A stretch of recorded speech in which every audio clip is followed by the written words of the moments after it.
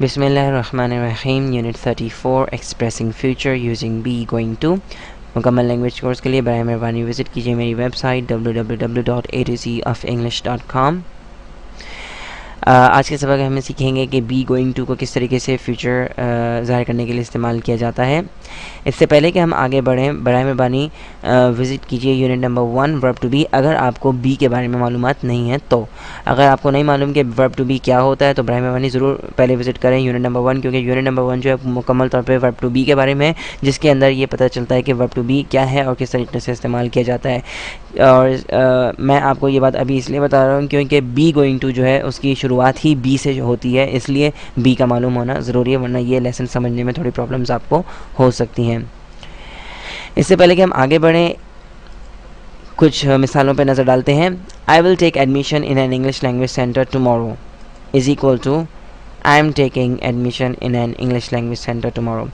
अब यूनिट 33 में और यूनिट 32 में हमने ये देखा था कि मुस्तकबिल किस तरीके से वाज़े किया जाता है, और मैंने आपको ये बात बताई थी कि मुस्तकबिल ज़ाहिर करने के लिए, फ्यूचर टाइम ज़ाहिर करने का कोई एक तरीका नहीं होता। फ्यूचर टाइम ज़ाहिर करने के बहुत सारे तरीक़े होते हैं, उनमें से हमने 2 तरीक़े अब तक सीख लिए हैं। एक तो ये कि विल किस तरीके से मुस्तकबिल को ज़ाहिर करता है, और यूनिट 33 में हमने देखा था कि प्रेजेंट कंटिन्यूस टेंस भी जो है वो फ्यूचर ज़ाहिर करने के लिए इस्तेमाल किया जा सकता है। पहली मिसाल के अंदर आप देख रहे हैं कि विल का इस्तेमाल किया गया है फ्यूचर ज़ाहिर करने के लिए।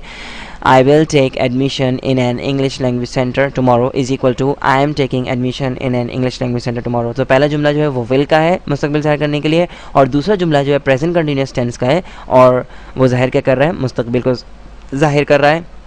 और दोनों जुमले जो हैं एक दूसरे के बराबर हैं, दोनों में कोई भी फ़र्क नहीं है, सिर्फ स्ट्रक्चर का फ़र्क है कि एक जुमले में आप विल इस्तेमाल कर रहे हैं और दूसरे जुमले में आप प्रेजेंट कंटिन्यूस टेंस का इस्तेमाल कर रहे हैं। Is equal to I am going to take admission in an English language centre tomorrow. मैं कल एक इंग्लिश लैंग्वेज सेंटर में दाखिला लेने वाला हूँ। तो ये तीनों के तीनों जुमले जो हैं वो क्या हैं, मुस्तकबिल को ज़ाहिर कर रहे हैं, और तीनों के तीनों जो हैं वो अलग हैं। यानी कि पहला जुमला जो है विल है उसके अंदर, और दूसरे जुमले में प्रेजेंट कंटिन्यूस टेंस है, और तीसरा जुमला जो है उसके अंदर आप going to, be going to इस्तेमाल कर रहे हैं मुस्तकबिल ज़ाहिर करने के लिए। तो तीनों जुमले जो हैं वो एक दूसरे के मवाजी हैं, यानी कि एक दूसरे के बराबर हैं, लेकिन तीनों जो हैं वो अलग हैं। लेकिन ज़ाहिर क्या कर रहे हैं, तीनों के तीनों मुस्तकबिल को ही ज़ाहिर कर रहे हैं। सो जितनी भी मिसालें बताई गई हैं ये सारी की सारी क्या ज़ाहिर कर रही हैं, फ्यूचर टाइम ज़ाहिर कर रही हैं। So I will take admission in an English language centre tomorrow, मैं कल एक इंग्लिश लैंग्वेज सेंटर में दाखिला लूँगा। ये जुमला जो है वो किस तरह आप इस्तेमाल कर रहे हैं, यानी कि आप विल का इस्तेमाल कर रहे हैं इस जुमले के अंदर।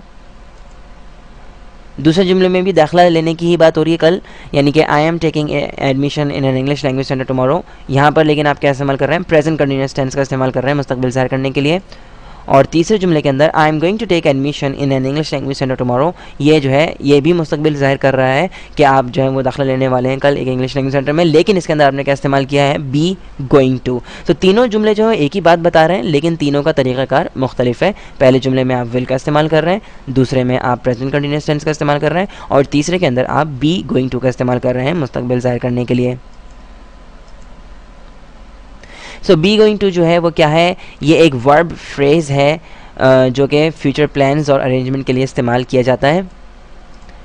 और सबसे अहम बात मैं आपको बताना चाहता हूँ वो ये है, जो कि मैं अपने लेक्चर्स के अंदर ज़रूर बताता हूँ स्टूडेंट्स को, कि be going to does not mean anything. Be going to का कोई भी मतलब नहीं है।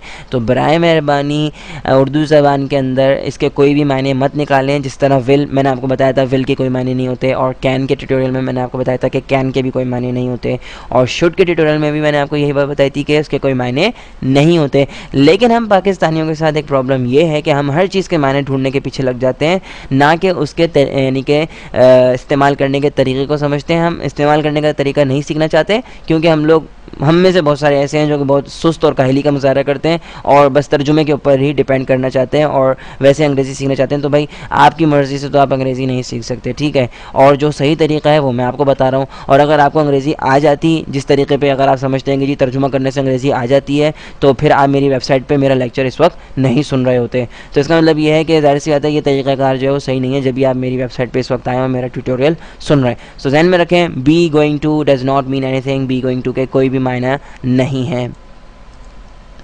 अच्छा, और एक और अहम बात ये है कि आपको लिखाई में यानी कि ये जो बी गोइंग टू नज़र आ रहा है, do not take it as a verb go, यानी कि इसका जाने से कहीं ताल्लुक़ नहीं है। बी गोइंग टू एक वर्ब फ्रेज़ है और इसका ताल्लुक़ गो से नहीं है कुछ भी, यानी जाने से इसका कोई ताल्लुक़ नहीं है। यानी मिसाल के तौर पर it's just a verb phrase and does not mean going somewhere, यानी कि बी गोइंग टू का मतलब ये नहीं कि हम कहीं जा रहे हैं, ठीक है। बी गोइंग टू को आप कहीं जाने के मायने में मत लीजिए, इसके कोई भी मायने नहीं हैं।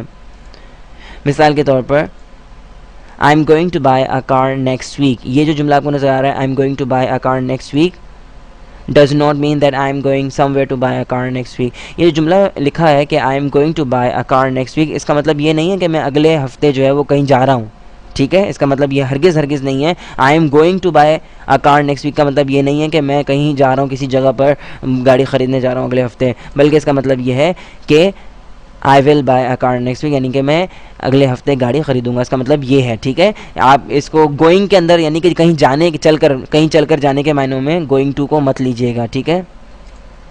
So I am going to buy a car next week is equal to I will buy a car next week. तो ठीक है, दोनों जो हैं एक दूसरे के जुमले यानी कि दोनों बराबर हैं, इक्वल हैं, ठीक है।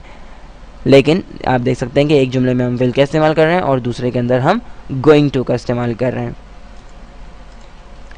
अच्छा जी, विल और गोइंग टू, अच्छा विल और गोइंग टू के अंदर जी थोड़ा सा कुछ फ़र्क है, और इस वक्त इस लेसन के अंदर मैं आपको वो फ़र्क नहीं बताऊंगा, क्योंकि मैं नहीं चाहता कि आपको किसी भी किस्म की परेशानी हो और उलझन का शिकार हो। आप इस वक्त तो जहन में रखें कि इस वक्त आप सिर्फ इतनी सी बात जहन में रखेंगे, विल और गोइंग टू में कोई फ़र्क नहीं